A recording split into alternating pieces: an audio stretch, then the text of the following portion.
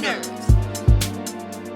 Better shake your booties for Black Girl Nerds. Okay, hi, I'm Jacqueline with Black Girl Nerds, and I'm sitting here with the cast and crew of Hardcore Henry. We just watched it last night. Guys, that film, I tried to give it words to my friend, jaw-dropping, because I spent the entire time just like, what am I watching? And expletives that we are not going to go ahead and say here. So congratulations on the film. How is it with this audience compared to some of the others? I feel like every audience is different. Is that what you guys feel when you show it?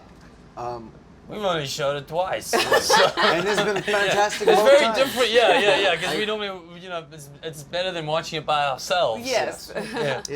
This time was a little better because the sound was a little Sound lower. was really good, hey. Little lower, and the audience here. I kind of overkilled in Toronto. I was like, crank it up. And they're No. like, no. I'm like, I learned to listen to the guy who runs the theater. He knows his thing. But Toronto compared to Austin, I mean, we're rowdy, we're music people. I can only imagine that our crowd was louder as far as the like, the oohs and the At ahs certain and points, the, yeah. and again, the movie just has those moments where you just want to be like, what is that? And basically, guys, when I was watching the film, all I could really think is looking at it, it's so video game inspired. Like, this moment is Fallout, this moment is Doom, and this moment's maybe Assassin's Creed. What did you guys, did you have that plotted out?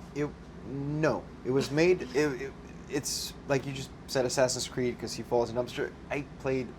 I never played a minute of it. I've seen obviously the shots in the commercials and everything, but now you mention it, you can say it's from there. I think there's a lot of points where people see stuff that wasn't intentionally there, but if they're from a subconscious level, why not? Like And from video game culture too. It's like just, when it's he's wearing the ghillie suit going through an abandoned building. Yeah. That's Modern Warfare. Yes. And then we showed of up at course. shelter, put the suit on. And I was like, there you go, Ilya. So that half from Left 4 Dead. And somebody was like, "Oh, it sounded like Captain Price." I was like, like, I didn't do that on purpose. I just didn't. I saw the thing, but I just didn't tell him anything. I mean, think, but that's so. That's No, so, I didn't think so. That's so great, though. And then having you in this role, as I said before, I feel you're the chameleon of cinema in your other roles. And then I watched the film last night, and then I'm like, well, he's a chameleon of everything in this film, so it's perfect. I just feel like that casting was perfect, and people will be surprised with the emotions of the film, because yes, it is visceral, and it's in your face, but it's also really emotional. And tell me how you balanced the two when you were going through this part. Well, I think the tone of the movie was very important, and it was something that we had a lot of discussions about and debates about and whatever up front, and it was kind of critical to walk this line between not taking it too seriously, but not being too caricature or slapstick that you can't feel it, that it doesn't feel somewhat authentic in terms of the character, for example. So and that's my favorite type of character to do. You sort of push it as far as you can into the world of just fun and caricature, but have some real feeling behind it as well. And we felt it. And it kind of, I think the tone of the whole movie from our discussions came from that. Like the first character test that I did kind of set the tone for where we were going to be as a film. Yeah. And as you talk about the process of the film, I mean, you guys have been through emotions. Like, just me reading about it, I've seen from the Kickstarter campaign to the funding to the amazing response at TIFF. Can you tell me about how you were able to keep, I guess, the focus and the drive when there was obviously some pitfalls and then some leaps throughout this process?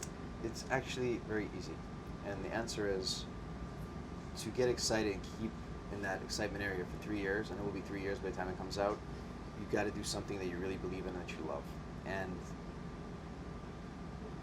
even though there was some low points where like, okay, we're screwed, it's not going to work, that's it, time wasted, money wasted, I always saw the light at the end of the tunnel. I kind of believed that this is going to be amazing. I better make sure it's amazing, and I had support, from everybody necessary to do that.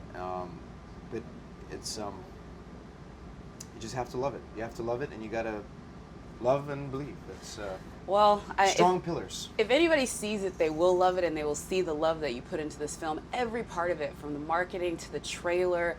Last night they gave out the extension Hardcore Henry comic book, and I first of all, I'm walking out of there, I'm bleary-eyed, and because I'm exhausted, and the only thing kept me awake was the movie. And I see this comic book, and I'm like, please tell me this is going to continue. So can you tell us this is going to be a series? Because I'm like so ready to have it. If the people would like to, if they enjoy the movie and there's a demand, you know. And we learned a lot. We won't take 3 years to make a It sequel. will be 2.5. And I will say that, you know, we'll be really happy if you guys could definitely do that. And then just kind of following up on that, what if you guys could tell me, now that you've done the film, if you were like, okay, it's video game inspired, what's going to be your escape to video games now when you're like, okay, after this, I'm not going to probably want to see video games, but I'm still going to go want to see this one? I have not played a video game in 3 years, probably.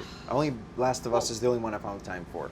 And I that's played it. Payday like 2 days ago for the first Wonder time. why you did Payday that. 2. Really? Well, we'll see. All right, we'll but see, the yeah. point is, and I was like, I can control what happens. That's interesting. Any video games for you? I like to fly planes. The flying car? Okay, well, just finally, I also wanted to say everyone's doing double duty in the film. You have composer and then actress, and then you were playing practically every role. And I just want to say this is an amazing film, guys. You should be so proud of it, and I just can't wait for everyone to see it. And most importantly, everyone has to see this in the theater. I couldn't imagine watching this really. Well, it's a anywhere ride, else. you know, that was Yeah. one of the things we set out to do, was to make sure that there would be a reason to go to the cinema, because nowadays you can watch everything at home. You can watch, you know, to really go and have an experience, it needs to be like Gravity in 3D, or, you know, like I'm trying to think the last time something really moved me that way. For me, I think and this is a big comparison, I don't know if I should be making it, but the way I was immersed in The Revenant, I was watching The Revenant, I'm like, there's 2 films I saw in 2015 that get me there in that kind of headspace. It's The Revenant and our movie. So I am saying probably too much, but it was always the cinematic experience. Something you do with your friends, and you go, like when you're going to a roller coaster or you ride in a theme park or something. Yes. It's something. It's a social event, hopefully, for people. And you know, that would be the ultimate win for us. Yeah, I couldn't imagine watching it in your place. Thank you guys for talking with us. I Thank you really so much. appreciate it, and congratulations. Black girl I'm nerds. very glad you enjoyed it. Yeah. It means a lot. Better shake your booties for black girl nerds. Better shake your